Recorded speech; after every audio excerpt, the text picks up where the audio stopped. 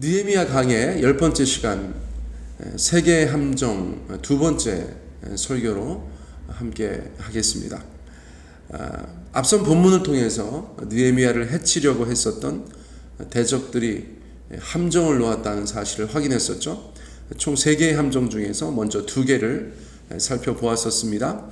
오노 평지의 함정, 우리가 가지 말아야 할 곳, 그렇죠? 오노 평지.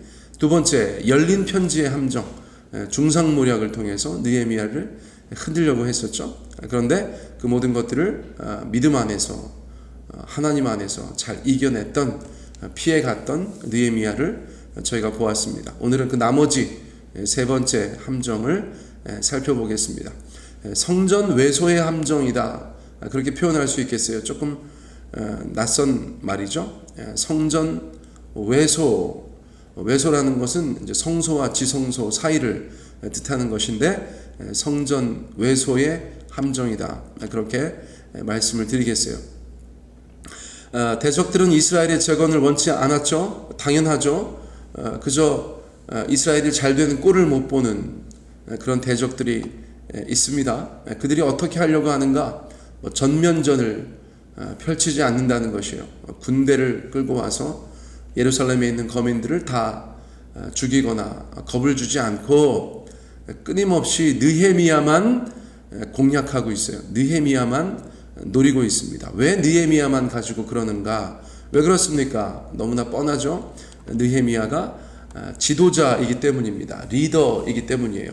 자, 그렇다면 왜 리더를 노립니까?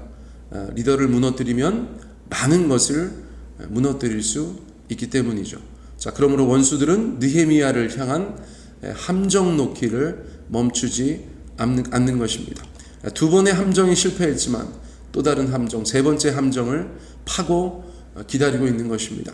자, 이런 것을 살펴볼 때 저희가 가정에서 가장을 위해서 기도하고, 또 교회에서 영적인 리더들을 위해서 기도하고, 여러 가지 공동체와 조직 가운데에서 리더들을 위해서 기도해야 되는 것은 너무나 자명한 사실이에요. 자, 그 사람이 대단히 중요해서가 아니라 그 사람의 역할과 자리가 중요하기 때문입니다. 이것은 저희가 살면서 너무나 절실히 느끼는 바가 아닐 수가 없어요. 자, 느헤미야를 그렇게 공격하려고 하는 자들이 이번엔 어떻게 하는가? 전개는 굉장히 이상합니다. 자, 10절 말씀에 보니까 이후에 무헤 다벨의 손자 들라야의 아들 스마야가 두문불출하기로 내가 그 집에 가니 그가 이르기를 그들이 너를 죽이러 올 터이니 우리가 하나님의 전으로 가서 외소 안에 머물고 그 문을 닫자. 저들이 반드시 밤에 와서 너를 죽이리라. 이상한 상황이 전개되죠. 예루살렘 내부의 구성원들이, 그것도 영적인 리더라고 할 수 있는 제사장이 매수당하는 일이 벌어졌다는 거예요. 이제 후에 자세하게 나오겠지만, 그래서 느헤미야를 이제는 오노 평지로 불러낸다던가 중상모략한다던가 그런 방법이 아니라 예루살렘 내부자를 통하여서 해를 입히려고 하는 그런 함정이 파졌다는 것입니다.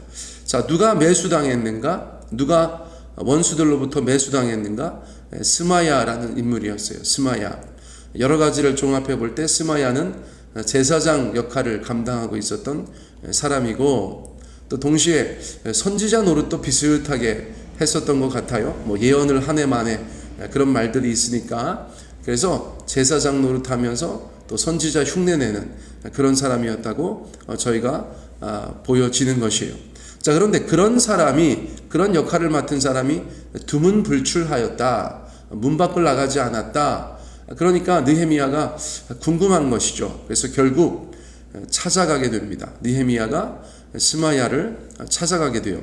자, 그러니까 스마야가 기다렸다는 듯이 예언 같은 말을 합니다.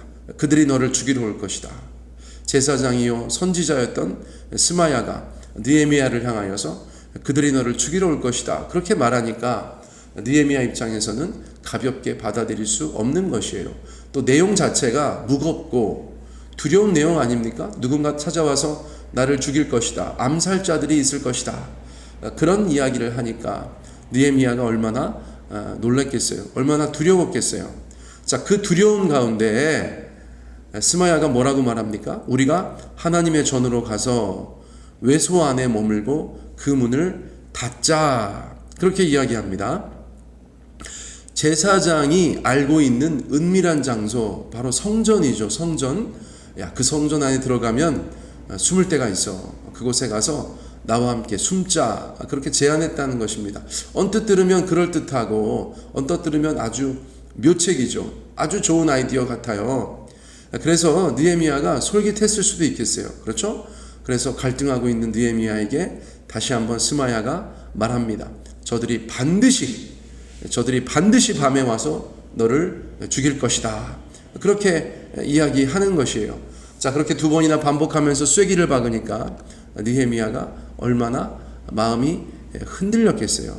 그런데 감사하게도 스마야의 그런 언행이 이상하다는 것을 깨달았습니다. 하나님께서 그에게 깨달음을 주셨는지 아니면 다른 어떤 경로를 통해서 깨닫게 되었는지 그 정황은 정확하게 알 수 없으나 느헤미야 가운데 번뜩이는 깨달음이 찾아왔어요. 자, 12절 13절 말씀 볼까요? 12절 깨달은즉 그는 하나님께서 보내신 바가 아니라 도비야와 산발랏에게 뇌물을 받고 내게 이런 예언을 함이라.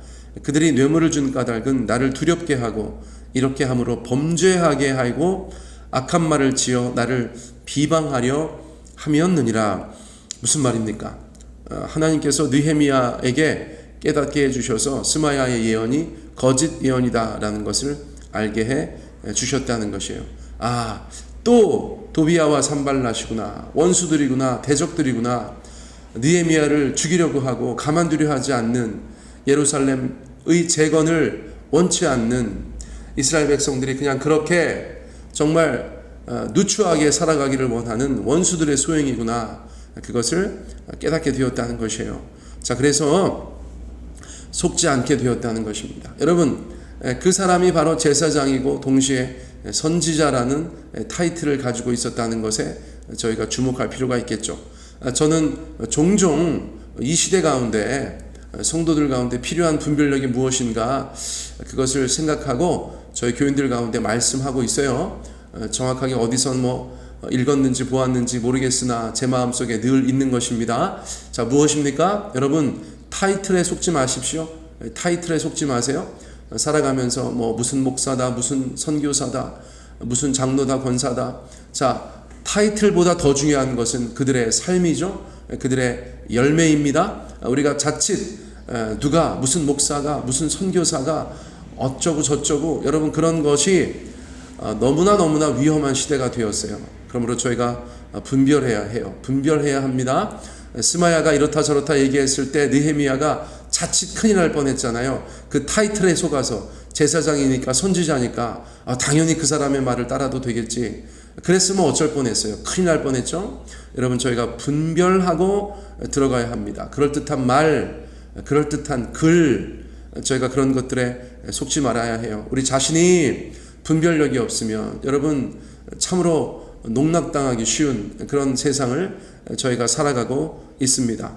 저희가 하나님 아버지 앞에서 기억해야 될 것, 요한계시록에 보면 여러분 어린 양의 모습을 하고 짐승의 말을 하는 자들, 그렇죠?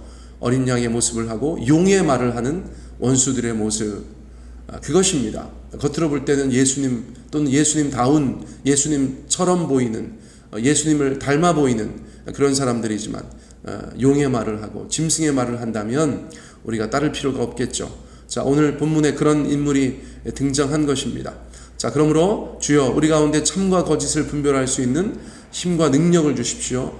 지혜와 명철을 주십시오. 그것이 우리의 삶의 기도 제목이 되어야 할 것입니다.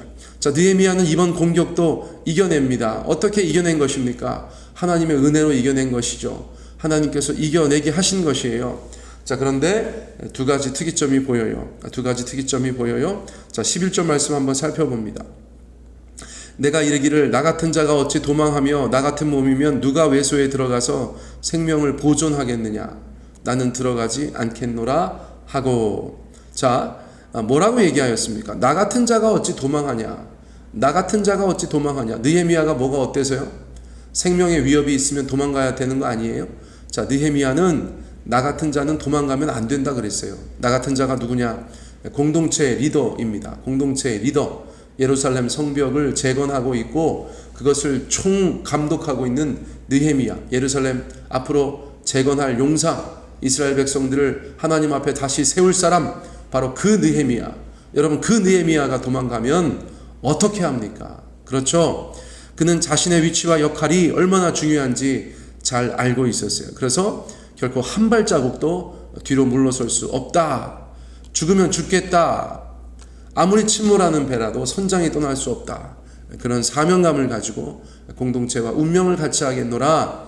죽으면 죽으리라. 그런 각오를 가지고 이 일을 감당하고 있었다는 것이에요. 자, 그런 사명감을 가진 사람을 속인다는 것이 참 쉽지 않은 일이겠죠. 사랑하는 성도님들, 우리는 어떤 역할을 맡고 있습니까? 어떤 자리에 서 있습니까? 하나님께서 우리 가운데 주신, 또 사회에서 우리 가운데 부여된 그 중요한 역할, 그 자리, 여러분, 우리가 어떤 사람인데 도망갈 수 있겠습니까? 가정을 위해서, 교회를 위해서, 여러분, 주님께서 우리 가운데 맡기신 사명을 위해서 그 자리를 견디어내고 맡기신 사명들을 잘 감당해야 되는 줄 믿습니다. 그 사명자 느헤미야는 함정에 빠지지 않았어요. 또 뭐라고 말했는가? 나 같은 몸이면 누가 외소에 들어가서 생명을 보존하겠느냐? 나 같은 몸이면 누가 외소에 들어가서 생명을 보존하겠느냐? 이게 또 무슨 말인가? 스마야가 뭐라고 했어요? 성전 안에 들어가자, 외소에 가자, 거기 아주 은밀한 곳이다, 숨기 딱 좋다, 그렇게 말했어요. 나 살기 위해서 외소에 들어갈까? 그런 생각할 수 있겠죠. 그런데 하나님의 말씀에 따르면 성전 외소에는 제사장밖에 들어갈 수 없어요. 그 사람이 어떤 사람이든지 느헤미야라고 해도 율법의 제사장들만 들어갈 수 있는 성전의 외소, 그곳에 들어갈 수가 없는 것이에요. 여러분, 외인들이 들어오면 죽이라고 말씀하셨어요. 그런 곳이에요. 그런 곳인데 나 살겠다고 그곳에 들어가서 하나님의 말씀을 어길 수가 없다는 것입니다. 자, 그렇게 되면 어떤 일이 벌어집니까? 그가 정말 이스라엘의 지도자로서 큰 타격을 입게 되는 것이에요. 그가 하나님의 말씀을 범하였다. 여러분, 그것이 바로 결과가 되겠죠. 원수들이 노리는 것이 바로 그것이었다. 성경이 우리 가운데 말씀해 주고 있어요. 자, 그런데 감사하게도 또 빠지지 않습니다. 왜요? 하나님의 말씀을 정확하게 알고 있었고 하나님의 말씀을 순종하는 사람이었기 때문에, 자기 목숨 구걸하려고 하나님의 말씀을 어기지 않는 사람이었기 때문에 느헤미야는 또 원수들의 함정에서 벗어나게 되는 것이죠. 자, 느헤미야가 뭐라고 말하는지 보십시오. 나는 들어가지 않겠노라. 나는 들어가지 않겠노라. 불순종의 대가로 자신의 생명을 보존할 수 있다고 하여도 들어가지 않겠노라. 마귀의 달콤한 유혹에 넘어가지 않는 느헤미야의 모습을 저희가 보게 됩니다. 이처럼 리더로서의 사명감, 그리고 말씀에 대한 바른 이해와 순종, 여러분, 그것이 느헤미야를 마지막 함정에서 건져내었다는 것이에요.